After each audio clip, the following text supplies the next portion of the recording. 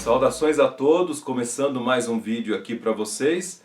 E eu confesso que estou começando esse vídeo com muita alegria, porque achei que jamais ia fazer outro vídeo para vocês. Afinal de contas, o apocalipse zumbi iria acontecer no Brasil ontem. As previsões de algumas mídias aí eram previsões assustadoras, que no dia de ontem haveria 5.530 pessoas aí praticamente mortas no Brasil. Essa era a previsão. Sim, em 15 dias o Brasil teria 5.530 pessoas mortas. E vocês verão nos links que eu passarei aqui para vocês assistirem. Mas não é só isso, né? Desde que fala-se dessa pandemia, que ela começou no Brasil depois do Carnaval, mesmo que houve turistas e pessoas passeando pelo Brasil antes disso, e ela já acontecia lá na China desde o ano passado, é interessante que os números confundem muito, né? Eu vi pessoas falando que iam ter 200 mil mortos, 400 mil mortos, 1 milhão de mortos. Não se assustem, é esse número que está na internet, vocês verão no site aqui que eu vou mostrar para vocês. Mas por que números tão altos assim? Sobretudo, criar o medo. Quando se coloca números altos, as pessoas não conseguem entender. Se eu fizer uma conta 2 mais 2 e falar que é 5, qualquer um de vocês fala, peraí professor, você está errado, são 4. 2 mais 2 equivale a 4, não a 5, você está errado. Mas se eu falar para vocês 1 milhão, 400, 200, as pessoas não conseguem compreender esses valores altos. É típico, só quem gosta de matemática que consegue entender isso. Potência, elevado à potência, o que é projeção geométrica, né? Uma PA, uma PG, né?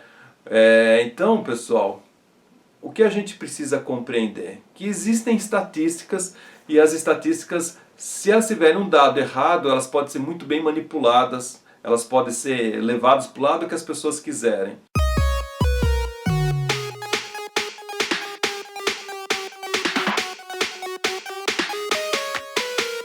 Por exemplo, percentual em relação a quê, um valor em relação a não sei o quê, é por dia, é por mês, é por hora, é por pessoas, é por lugar. Então todas essas informações trazem uma certa confusão e do jeito que é colocado, né, as pessoas se confundem, porque às vezes é uma animação ali, a pessoa vê o desenho, mas não vê o que está sendo falado.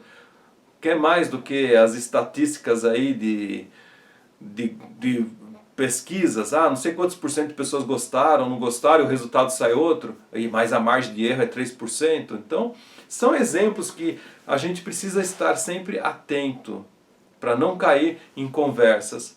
Porque o grande objetivo aconteceu, parar o Brasil. As pessoas entraram nas suas casas, estão confinadas, e foi feito um isolamento horizontal. O que é o isolamento horizontal, se não parar tudo, né? Para todo o Brasil, horizontalmente não tem nada. E foi baseado em função da ciência, segundo é falado pelas as pessoas que governam. Que eu faço restrições à política que vem sendo seguida no combate ao coronavírus e estou pronto a reconsiderá-la se o senhor me convencer de que as medidas tomadas estão certas. Eu não tenho compromisso com o erro, não sou dono da razão, eu apenas acho algumas coisas, né? O achismo é perigoso, mas neste momento é inevitável. No dia 24 de março, quando começou o isolamento em São Paulo, os casos confirmados eram 810 e haviam ocorrido 40 mortes. Se eu errar, por favor, o senhor me corrija. Hoje, no dia 6 de março, quando foi anunciada a prorrogação por mais 15 dias do isolamento, os casos confirmados eram, no momento do anúncio, 4.620 e já ocorreram 275 mortes. Vendo superficialmente, a curva ela não achatou e o avanço da epidemia não foi desacelerado, como eu supunha que aconteceria em decorrência do isolamento. Na sequência da entrevista, se não me engano foi o diretor, o diretor do Butantan, ele disse que até 13 de abril, ou foi a própria Secretaria da Saúde, me lembro, 1.300 mortes são previstas até 13 de abril com o confinamento. E ele diz o seguinte, para justificar isso: sem a quarentena, seriam 1.000 mortes em uma semana, em vez de 1.300.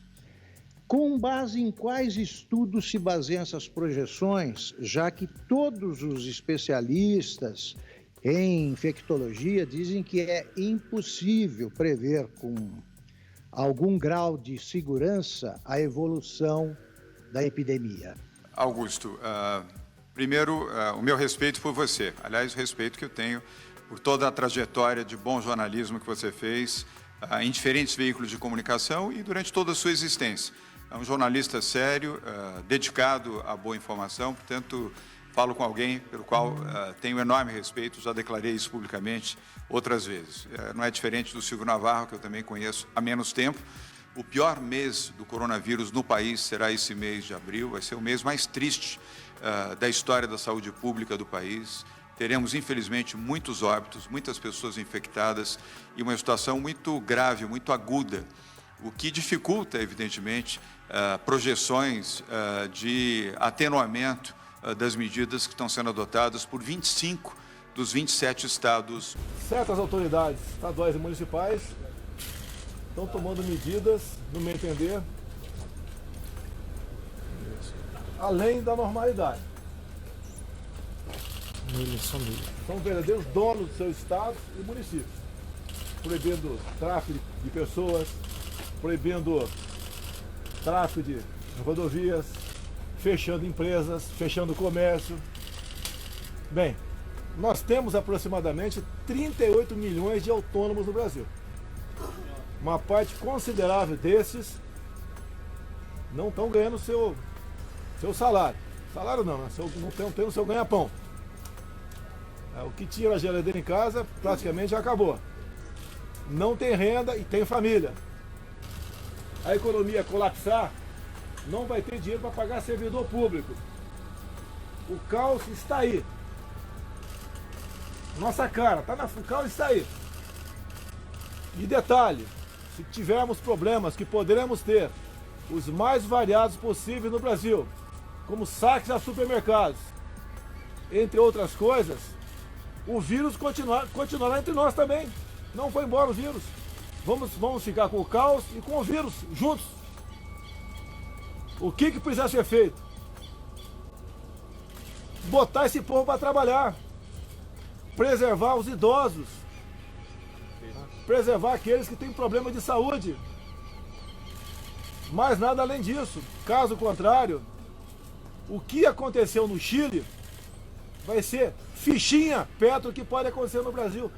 Todos nós pagaremos um preço que levará anos para ser pago.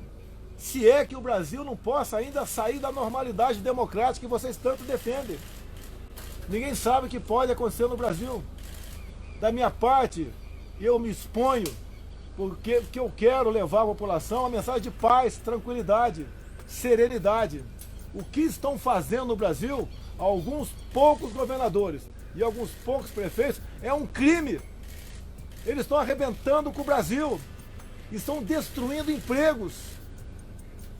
E aqueles caras que falam, a economia é menos importante do que a vida. Cara pálida, não dissocie uma coisa de outra. Sem dinheiro, sem produção, porque o homem do campo também vai deixar de produzir. Nós vamos viver do quê? O presidente Bolsonaro fala de um isolamento vertical. Por quê? No caso do vertical, você tem uma divisão entre pessoas que são do grupo de risco, né? Por exemplo, idosos que podem morrer se contrair a doença, há grandes possibilidades, né? Se eles forem contaminados, então eles ficam isolados, e as pessoas que estão no trabalho, elas se protegem, né? Então a gente tem bastante gente na rua e elas vão estar protegidas, essa é a função, e não quebra a economia, porque ou a pessoa vai morrer pelo vírus ou vai morrer de fome, a tendência é essa. Ou vocês acham que vai acontecer o que agora? Aliás, não adianta nem querer voltar a trabalhar, não adianta querer quebrar nada, agora é melhor ficar em casa mesmo e esperar vir a fome, vir a desgraça. Agora todo mundo já está falando isso na mídia, que haverá recessão, haverá dificuldades. Infelizmente, né? Porque houve uma quebra de tudo. Com o isolamento horizontal, as pessoas não puderam mais fazer nada, nem sair de casa, nem ir para outra cidade, não podem ir mais para a praia, não podem fazer mais nada. Simplesmente estar na rua é um crime e elas vão presas, enquanto os presos estão soltos. Ou seja, a instalação de um novo sistema está acontecendo. Vocês verão aí muita informação aparecendo aí nas entrelinhas.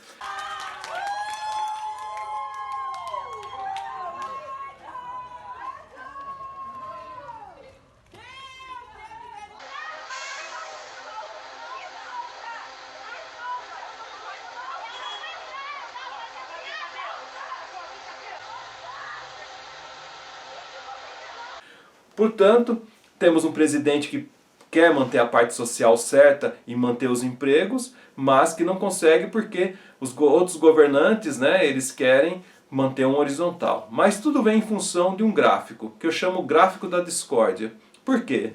O gráfico que apresenta aí na mídia, ele tem 3 linhas, mas para você entender, você precisa compreender como esse gráfico funciona. Simplesmente a animação que aparece na televisão não é suficiente para você compreender, pois ali tudo pode estar manipulado, e está manipulado em muitas questões.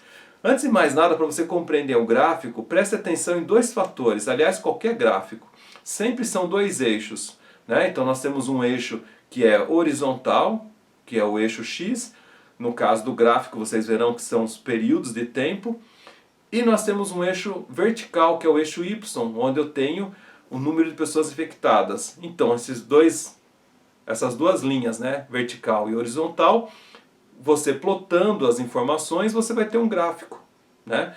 E vocês verão coisas muito interessantes que eu vou mostrar para vocês. Mas antes de explicar, eu quero que vocês raciocinem sobre números. Chegamos hoje no mundo a praticamente mais de 70 mil mortes em função da Covid. Tudo bem. No mundo, como que no Brasil haverá mais de 1 milhão de mortos? Só por aí você não precisa fazer muita conta, já pensaria de forma diferente. Mas eu convido você a pensar mais fundo ainda. Com 70 mil mortes no planeta, em função da Covid, e mais não sei quantos infectados, houve uma paralisação mundial. Tudo ficou desestruturado, tudo ficou parado, né? E as pessoas se mobilizaram para tentar resolver. Apenas no Brasil não, porque no Brasil existe torcida pelo vírus, né? Absurdo isso, mas virou política. Às vezes as pessoas se unirem. Então tem um grupo que quer que o vírus mate pessoas e tem um grupo que quer que as pessoas voltem a trabalhar logo e que acabe isso. É triste dizer, mas é isso que eu estou vendo e que muita gente no exterior está percebendo no Brasil. Aliás, é o único país que eles querem derrubar um presidente por causa de um vírus. Então acharam um bom motivo. Por isso que de todas as formas eles estão fazendo essas manipulações por diversos órgãos de mídia, né? A coisa parece muito terrorismo, né? Ao invés de informar, acaba deixando as pessoas muito mais assustadas, e pessoas com medo acabam não fazendo nada. Mas com 70 mil mortos aí, o mundo parou.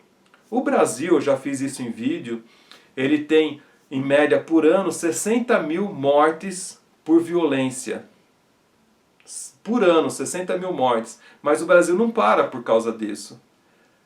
Não há um movimento em falar, não, para porque está errado. Isso dá uma média quase de 164 pessoas mortas por dia por causa da violência. Hoje são mais ou menos aí 500 pessoas mortas pelo vírus. Mas não é bem esse número, porque existem decretos que estão incrementando esse número cada vez mais. Mesmo não sendo morte pelo vírus. Tem diversos casos aí sendo mostrados. Inclusive esse decreto fala, qualquer outra coisa vai ser caixão lacrado, e tem um monte de gente aí sendo enterrada com caixão lacrado sem a certeza do exame. Então a coisa é muito séria para a gente começar a repensar essa implantação de um novo sistema que está sendo colocado devagarzinho na frente de vocês, e vocês estão aceitando e participando. Quando abrir os olhos pode ser que seja tarde demais, né? Já será tarde porque não haverá dinheiro, vocês vão esperar o Estado dar dinheiro, aí, os R$600 por mês por família, aí, por pessoa. Agora vamos ver mais para frente o que acontecerá, sem alimento, sem produção, né? Porque está sendo tudo jogado no lixo. Então, pense nisso. Por que o Brasil não para por causa desse número tão alto de pessoas mortas por violência? E outra, qual que é a diferença do Covid para outras doenças? O medo. Além de você ter outras doenças acontecendo no Brasil que estão sendo deixadas de lado. Pessoas no Brasil morrem por sarampo, pessoas no Brasil morrem por infecções de outras doenças. Existem um monte de coisas aí que não se fala, né? Tuberculose, por exemplo, né? Então, tudo mudou e a gente precisa ver esse novo cenário. Então eu quero que vocês assistam aqui, o que eu vou mostrar o gráfico, para entender um pouco sobre isso. Olha que interessante, pessoal. Eu tenho esse site que eu abri, não vou citar o nome dele, mas está aqui, ó, do seu lado esquerdo aqui em cima. E ele começa, ó, no dia 24 de março de 2020 a falar dessa maneira, ó, bem num tom surpreendente, num tom que assusta. Exclusivo, ó, a BIM fala em 5,5 mil mortes em 15 dias, enquanto o presidente Bolsonaro chama o coronavírus de histeria. E é lógico que é uma forma aqui de doutrinar as pessoas, de levar ela para o medo. Leiam o artigo, eu vou deixar aqui o link para vocês. Eles tiveram acesso à informação da BIM, que são classificados como sigilosos. Se são sigilosos, como eles têm acesso, né? Interessante, mas tudo bem, vamos lá. E os informes são claros. Se eles são sigilosos, como eles são claros? E está ali, ó, colocado todas as informações. E o colapso em 15 dias das UTIs, você imagina, né? Se você olha uma matéria dessa 15 dias atrás, você teria sangue frio para encarar uma situação dessas aqui e não ficar assustado. A maior parte das pessoas se assustou, não tem jeito. Faz parte do ser humano, e o ser humano com medo, assustado, ele entra num estado de travar, de parar, não pensar mais em raciocínio. E está aqui, ó, 5 mil mortos e 200 mil casos. Bom, pessoal, ó, tenho esse site aqui, não vou citar nomes, e ele fala bem claramente, ó, isolamento radical contra o coronavírus pode salvar 1 milhão de vidas no Brasil, aponta estudo. Interessante, né? Então tá aqui, ó, adotar estratégia radical pode salvar 1 milhão de vidas no Brasil. Só ler, vou deixar o link para vocês. Está a previsão, ó, nenhuma intervenção, ou seja, deixar o povo a Deus dará. Nós teríamos então 188 milhões de brasileiros infectados, ou seja, quase toda a população, e o número de mortes estimado, tá aqui, ó, não sou eu que inventei, são de 1.152.283 pessoas. Aí tem as propostas aqui. Um distanciamento social, né? Ele fala então que teríamos apenas 122 milhões de brasileiros, não mais 188 infectados. Teríamos aí uma boa parte de mortos, né? 627 mil brasileiros mortos. Aqui nós temos um outro cenário, onde teríamos aí 121 milhões de brasileiros infectados, né, com distanciamento social e isolamento de idosos, e 3,2 milhões que vão para o hospital, e teríamos aí 530 mil mortes.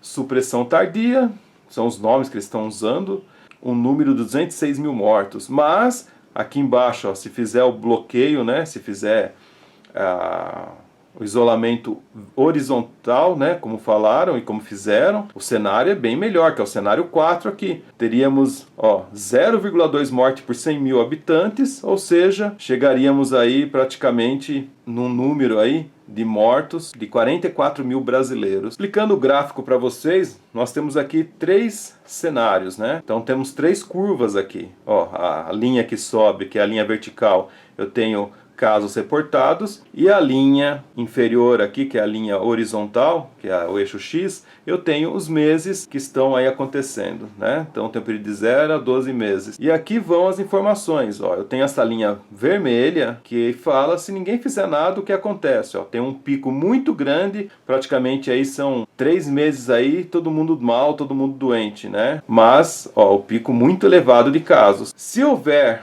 o distanciamento social, Bolsonaro fala de forma vertical, ou seja, algumas pessoas, a questão de alguns idosos, né, e alguns grupos, e as pessoas tomando todo cuidado, eu tenho essa linha verde, que ela, lógico, é bem menor que essa linha vermelha. Mas ela é maior que essa linha azul. O que é essa linha azul? É o isolamento horizontal que foi feito, que parou todo o Brasil, os diversos estados. Um pico bem pequeno de casos, tudo sob controle, mas o que poderá vir aí para o futuro? Qual é o grande problema? Aqui está outra parte do gráfico que não é mostrada. Olha o que acontece com as 3 curvas depois aí do 6º mês. que é o que está acontecendo em diversos países. Quando libera as pessoas, um problema muito sério teremos aqui no país se a gente seguir esse isolamento horizontal. Olha onde vai subir a curva de novos casos. Enquanto que se não fizer nada, há um nível muito constante e não acontece mais nada para os próximos meses, né, porque as pessoas se imunizaram.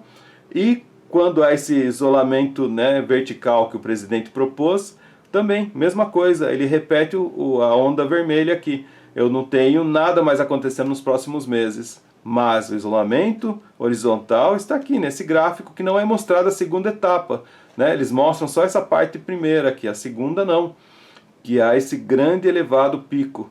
Agora imagina acontecer isso com um povo sem grana e doente e no frio do Brasil. Percebem que o grande risco está aqui? Se continuar do jeito que está.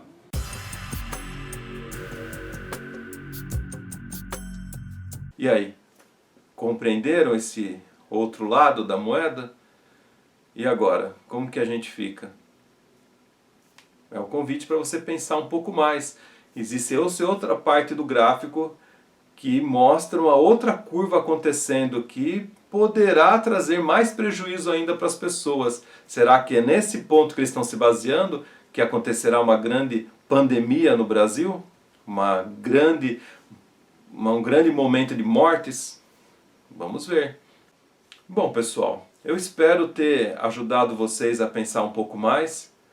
Quero acrescentar outras informações, por exemplo, há pesquisas mostrando que tanto a temperatura quanto a umidade influenciam no V0, né, que é o índice, né, que faz essa curva da contaminação acontecer. Para vocês terem ideia aí, cada 1 grau Celsius de temperatura que sobe, há um fator aí que diminui em 0,0384 e para cada 1% de umidade que cresce, você tem um número aí de 0,00244 também acontecendo. Então, isso são pesquisas que estão sendo feitas porque chega-se a uma conclusão que quanto mais frio e seco, mais se manifesta esse vírus nas pessoas. E quanto mais quente e úmido, menos se manifesta. A Europa ela é seca, é isso que a gente precisa entender. E estava fria. Mas existem pessoas que falam que não tem nada a ver a questão da temperatura. Bom, mas aí já é um assunto para um outro vídeo, uma informação mais profunda que vocês deviam pesquisar. Existem informações aí de muitas universidades e muitos pesquisadores que estão tentando modificar essa curva, mostrando uma realidade para cada país onde passa essa contaminação aí pelo coronavírus. Portanto, fiquem atentos. Espero que todos nós sobrevivemos de forma melhor, que o medo não faça parte de vocês e realmente nesse momento precisamos estar muito alertas, porque a nossa liberdade está em jogo. E vai valer a pena ou não? Vamos ver. Se inscreva no canal, compartilhe o vídeo com as pessoas que você gosta. Honrar a todos e até!